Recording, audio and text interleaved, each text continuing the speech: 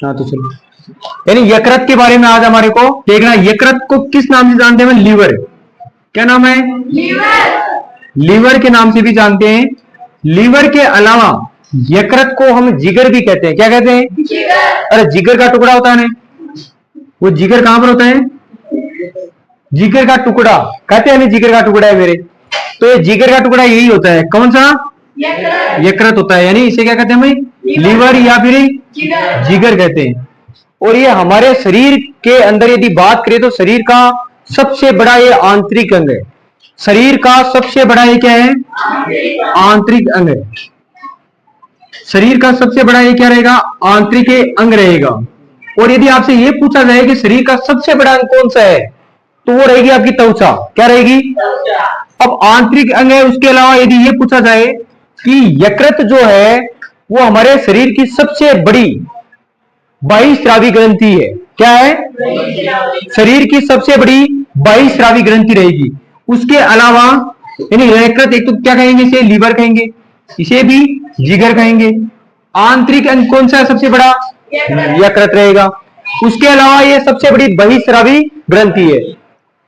अब यदि आपको यह पूछा जाए कि यकृत का वजन कितना होता है लगभग, तो कितना होता है? 1.5 केजी से लेकर के और 1.8 केजी के लगभग इसका क्या होता है? वजन होता है। ये किस में होता है? एक सामान्य जो स्वस्थ व्यक्ति होता है उसके अंदर ये वजन आपको देखने को मिलेगा। किसका? यकृत का। और ये भी किस में? मेल के अंदर है, यानी पुरुष के अंदर पाया जाता है। लेकिन वजन यदि महिलाओं की बात करें तो महिलाओं के अंदर ये वजन रहेगा 1.2 केजी से लेकर के 1.5 केजी तक। कितना रहेगा? 1.2 केजी से लेकर के 1.5 केजी तक इतना ही रहेगा। यानी महिला के अंदर ब्लड भी कितना कम पाया जाता है? आधा केजी का। यानी यदि पुरुष के अंदर 5 लीटर है तो महिला में लगभग कितना मिलेगा? 4.5। और इसी प्रकार हमने हार्ट की बात की थी। हार्ट का वजन भी क्या पाया जाता है? कम पाया जाता है। हार्ट का वजन भी हमने देखा था सामान्य पुरुष के अंदर कितना पाया जाता है? 350। लेकिन महिला के अंदर बात करें तो कितना होगा? 250। ऐसी बात की थी नहीं। आगे हमारे पास इसका ये बिंदु है, यानी इसका वजन जो रहेगा आपके पास 1.5 से कितना रहेगा?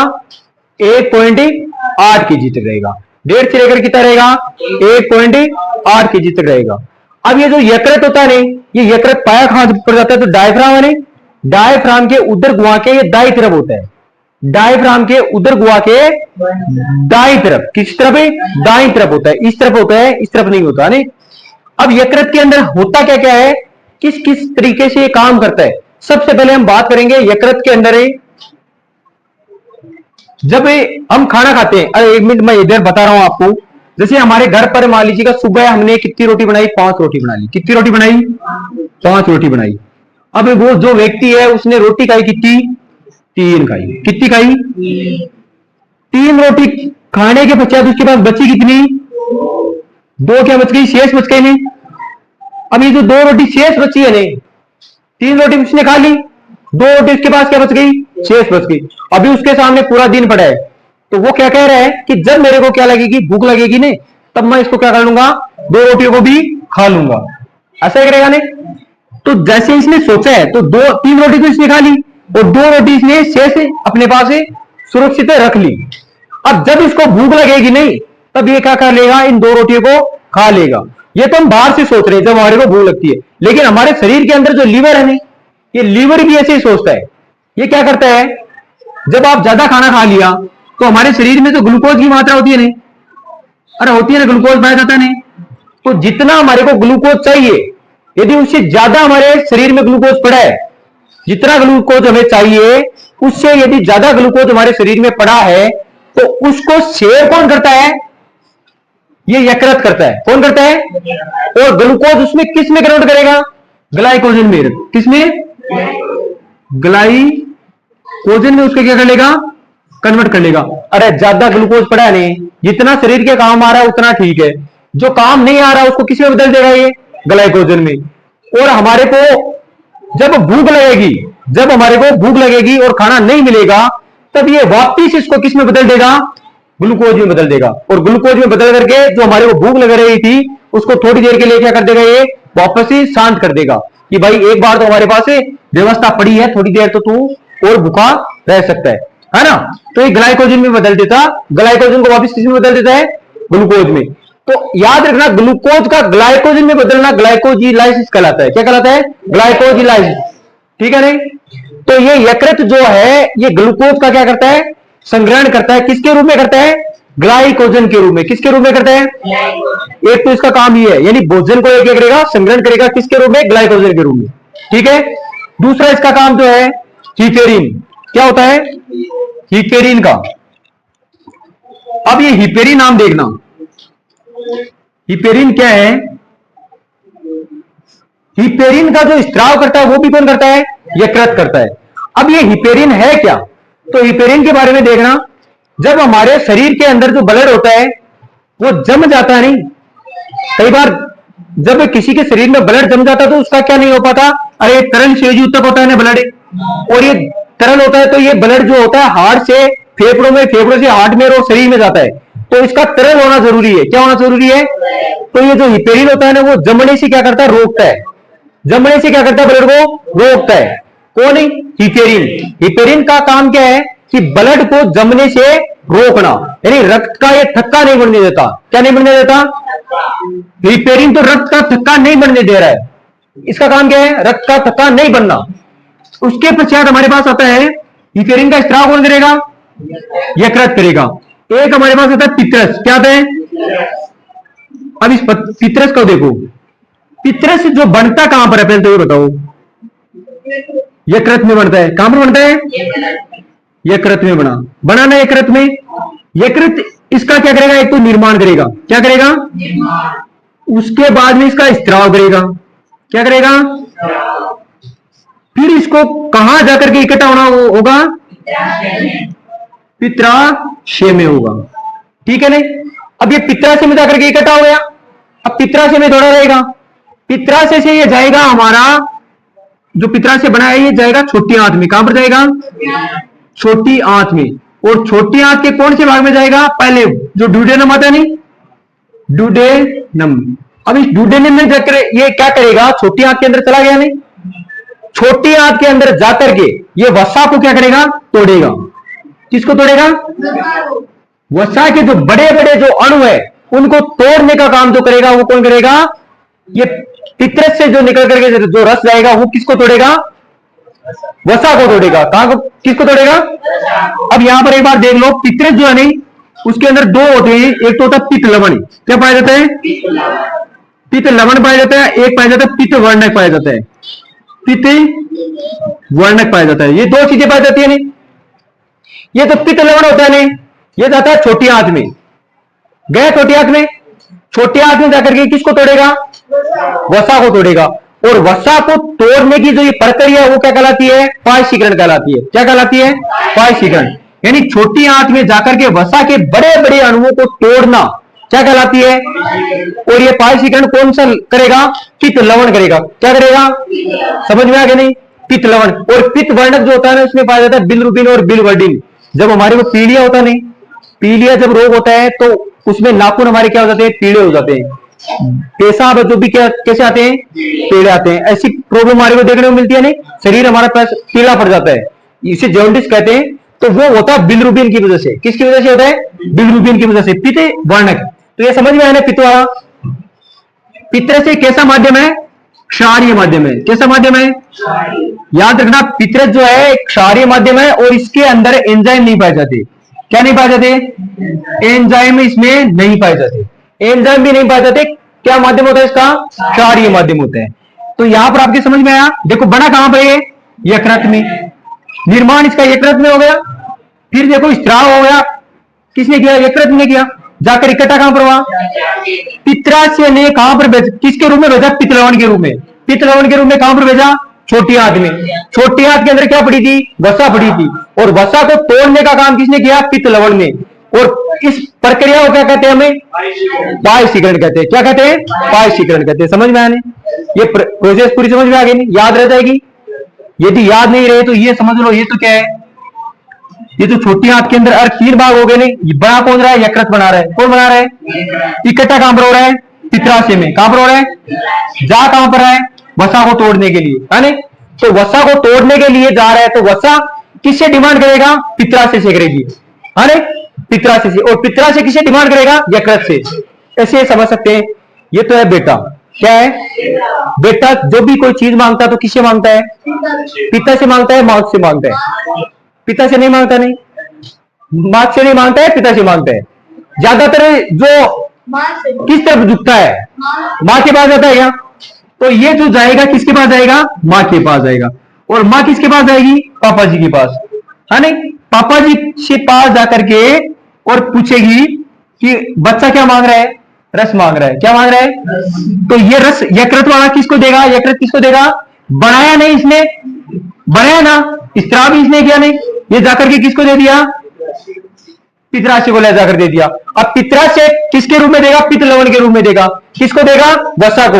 और वसा को जैसे ही देगा वो कुछ है, यानी टूट जाएगा। बड़ा बड़ा बन रहा था पहले तो, और फिर काम छोटा छोटा हो गया। नहीं, अरे जब गुस्सा में होता है ना तो बड़ा बड़ा लगता है, नहीं, और जैसे ही उसको कोई चीज दे देते हैं वो टूट जाती है, नहीं, हाँ नहीं, कुछ हो जाता है। तो यहां पर याद रखना, यकृत में बना, यकृत से कहां पर गया? और पित्राशय से कहां गया? छोटी आंत में। छोटी आंत के डुडेनम भाग में जाकर के किसको तोड़ दिया इसने? वसा को तोड़ दिया। तोड़ दिया नहीं, ये पूरी प्रोसेस समझ में आ गई। पित्रस कैसा होता है? क्षारीय। पित्रस कैसा होता है? क्षारीय माध्यम होता है। और इसमें क्या नहीं पाए जाते? एंजाइम नहीं पाए जाते। और जो पित्त वर्णक है उसमें बिलिरुबिन और बिलिवर्डिन पाया जाता है, जिसकी वजह से पीलिया जब रोग होता है, नहीं, तो उसकी मात्रा यानी बिलिरुबिन की मात्रा यदि कम हो जाए तो हमारे को कैसा रोग होगा? पीलिया। जिससे क्या होंगे? नाखून वगैरह क्या हो जाएंगे? हमारे पीले पड़ जाएंगे। तो हमने पित्रस बना दिया, पित्रस यकृत में तैयार हो गया, नहीं, सारा काम हो गया। पित्रस समझ में आया नहीं? उसके पश्चात हमारे को देखना है एक फाइब्रिनोजन। क्या देखना है? फाइब्रिनोजन देखना है। अब देखो फाइब्रिनोजन के बारे में देखो, फाइब्रिनोजन का स्त्राव कौन करता है? फाइब्रिनोजन का स्त्राव कौन करता है? यकृत करता है। अब मैंने आपको एक बात बताई थी, हम जब ब्लड पढ़ रहे थे, तो ब्लड में हम जब पढ़ रहे थे, नहीं, तो मैंने ये कहा था ब्लड के अंदर क्या पाया जाता है? प्लाज्मा पाया जाता है। क्या पाया जाता है? और प्लाज्मा में मैंने ये कहा था कि 90% तो उसमें क्या पाया जाता है? पानी। और 8% के लगभग क्या पाया जाता है? प्रोटीन। और उस प्रोटीन में मैंने ये नाम बताया था फाइब्रिनोजन। और फाइब्रिनोजन का मैंने क्या काम बताया था? मैंने ये कहा था कि ये फाइब्रिनोजन रक्त का थक्का बनाता है। क्या बनाता है? रक्त का थक्का बनाता है। और मैंने एक ये भी बात बताई थी कि ब्लड के अंदर कणिकाएं पाई जाती है। क्या पाई जाती है? जिसमें मैंने आरबीसी बताई थी, डब्ल्यूबीसी बताई थी, और ये क्या बताई थी? प्लेटलेट्स बताई थी। और मैंने प्लेटलेट्स के बारे में भी कहा था कि ये भी क्या बनाती है? रक्त का थक्का बनाती है। क्या बनाती है? तो ये भी थक्का बनाता है और वो भी थक्का बनाता है। तो यहां से समझ लेना दोनों को। एक तो क्या हुआ हमारे पास? फाइब्रिनोजन। फाइब्रिनोजन क्या करता है? फाइब्रिन का स्त्राव करता है। किसका? फाइब्रिन का क्या करता है? स्त्राव करता है। फाइब्रिन है नहीं। अब यहां पर देखना फाइब्रिनोजन क्या है? अरे एक प्रोटीन है, नहीं, फाइब्रिनोजन क्या है? एक प्रोटीन है। क्या है? लेकिन जो प्लेटलेट्स हैं, प्लेटलेट्स हैं, वो एक ब्लड का घटक है। रक्त का क्या है? घटक है। अरे रक्त के घटक हुए, आरबीसी रक्त का घटक है, डब्ल्यूबीसी हो गया, और एक प्लेटलेट्स हो गया। तो ये तो किसका हो गया? रक्त का एक घटक हो गया। ये भी रक्त का घटक था, प्लाज्मा था, नहीं, प्लाज्मा के अंदर एक प्रोटीन पाया जाता है जिसका नाम क्या है? तो फाइब्रिनोजन तो क्या रहेगा? प्रोटीन रहेगा। और जो प्लेटलेट्स क्या है? रक्त का एक घटक है। रक्त का क्या है? एक घटक है। अब इस रक्त का जो ये घटक है वो ये फाइब्रिन दोनों मिलकर के अरे जब हमारे हाथ पर या पैर पर कहीं पर लग जाती है तो लगने की वजह से बाहर क्या निकलता है? ब्लड निकलता है ना, खून। तो उसको रोकने का जो काम करते हैं ना, ये दोनों मिलकर के करते हैं। क्या करते हैं? दोनों मिलकर के रक्त का क्या बनाते हैं? थक्का बनाते हैं। ये बात क्लियर हुई क्या? मैंने क्या कहा? फाइब्रिनोजन जो है एक क्या है? प्रोटीन है। प्लेटलेट्स एक क्या है? रक्त का घटक है। रक्त का क्या है? एक घटक है। और फाइब्रिनोजन एक क्या रहेगा? प्रोटीन रहेगा। दोनों मिलेंगे और मिलकर के क्या काम करेंगे? रक्त के थक्का बनाएंगे। रक्त का क्या बनाएंगे? थक्का बनाएंगे। यानी रक्त जो बाहर निकलता है उसको रोकने का काम कौन करेगा? प्लेटलेट्स और फाइब्रिन प्रोटीन। दोनों समझ में आए नहीं? ये इतनी प्रोसेस आपके समझ में आ गई है ना? तो लीवर समझ में आया नहीं? फाइब्रिनोजन समझ में आया? और प्रोथ्रोम्बिन का यदि स्त्राव पूछे तो वो भी कौन करता है? हमारा यकृत ही करता है। कौन करता है? यकृत करता है। तो ये क्लियर होना चाहिए। यकृत जो होता है वो फाइब्रिनोजन का स्त्राव करता है। उसके अलावा पित्रस का स्त्राव करता है, उसके अलावा हिपेरिन का स्त्राव करता है। हिपेरिन समझ में आया नहीं? हिपेरिन क्या करेगा, रक्त जो होता है ना उसको जमने नहीं देता, उसको तरल माध्यम देता है। क्या देता है? तरल माध्यम देता है। जबकि ये जो फाइब्रिनोजन और प्लेटलेट्स है ये रक्त का थक्का बनाते हैं। जब हमारे लग गई, अरे लग जाती है कभी, तो उसकी वजह से हमारे शरीर से जो ब्लड निकलता है उसको रोकने का काम तो ये करेंगे। और यदि पतला करना ब्लड को तो कौन करेगा? हिपेरिन करेगा। और पित्रस आपको मैंने बता ही दिया, कैसा माध्यम होता है इसका? पित्त लवण और पित्त वर्ण पाए जाते हैं। इसमें ये याद रह गया ना हमारे को, पित्राशय को हमने क्या बनाया है? माता जी।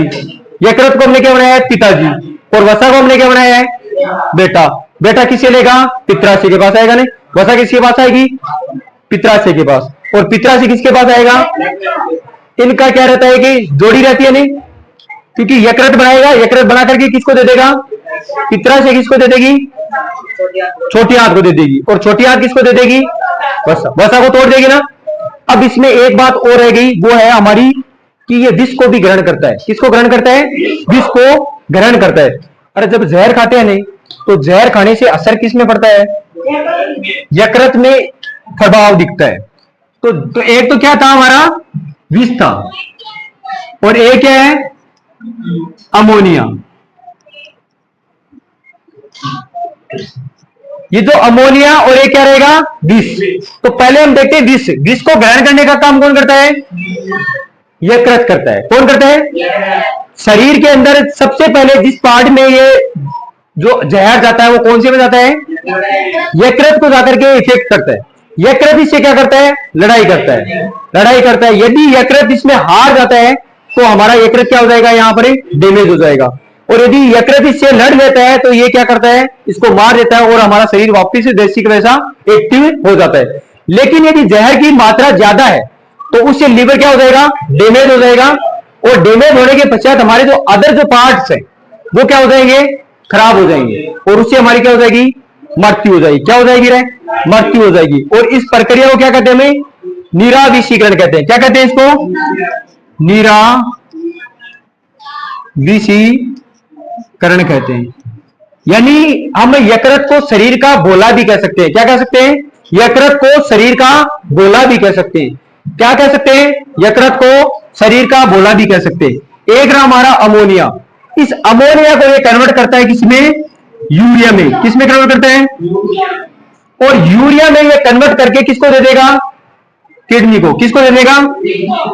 किडनी को दे दिया। अरे अमोनिया को यूरिया में बदलने का जो काम करता है वो कौन करता है? यकृत करता है। यकृत ने इस यूरिया में बदल करके और कहां पर चला गया? किडनी के अंदर। कहां पर चला गया? किडनी इसको साफ करेगी। यानी इसके अंदर, किडनी के अंदर नेफ्रॉन पाया जाता नहीं, नेफ्रॉन इसको क्या करेगा? साफ करेगा। नेफ्रॉन इसको साफ करने के पश्चात ये जो खराब जो अपशिष्ट पदार्थ है वो कहां पर जाकर इकट्ठा हो जाएगा? मूत्राशय में। और मूत्राशय से हम इसको कहां निकाल देंगे? मूत्र मार्ग द्वारा बाहर निकाल देंगे। अब यहां पर ध्यान रखना, अमोनिया को यूरिया में कन्वर्ट करने का काम किसने किया? यकृत ने। ये बाहर किस कैटेगरी में निकला? यूरिया के रूप में। किस में निकला? यूरिया के रूप में निकला। लेकिन 1 या 2 घंटे के पश्चात किस में वापिस कन्वर्ट हो जाते हैं? अमोनिया में। और अमोनिया में कन्वर्ट होने की वजह से इसमें क्या आती है? गंध आती है। और आपको पता है कि जो पेशाब में जो गंध आती है वो किसकी वजह से आती है? अमोनिया की वजह से। यानी इसे NH3 की वजह से आती है। ये समझ में आ गया नहीं? तो हमारे जो अमोनिया और विष से हो गया, उसके अलावा फाइब्रिनोजन हमने सारे देख लिए। इतने तो